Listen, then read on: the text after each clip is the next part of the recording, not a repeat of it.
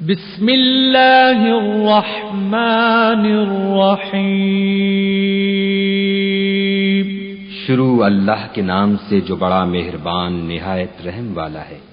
لا اقسم بهذا البلد، ہمیں اس شہر مکہ کی قسم، وانت حل بهذا البلد، اور تم اسی شہر میں تو رہتے ہو، ووالد وما ولد، اور باپ یعنی آدم اور اس کی اولاد کی قسم، لقد خلقنا الانسان في كبد، کہ ہم نے انسان کو تکلیف کی حالت میں رہنے والا بنایا ہے۔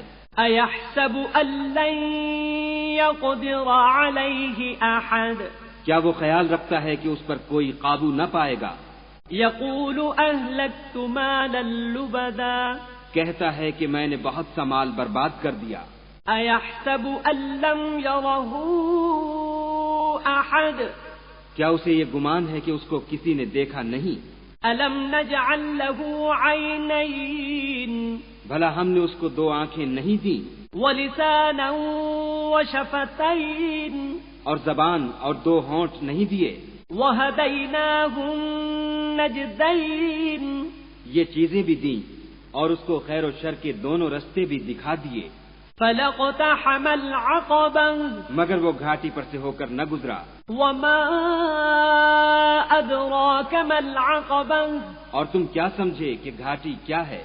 فک رقبہ، کسی کی گردن کا چھڑانا، او اطعام فی یوم ذی مسغبہ، یا بھوک کے دن کھانا کھلانا، یتیما ذا مقربہ، یتیم رشتہ دار کو، او مسکینا ذا متربہ، یا فقیر خاکسار کو۔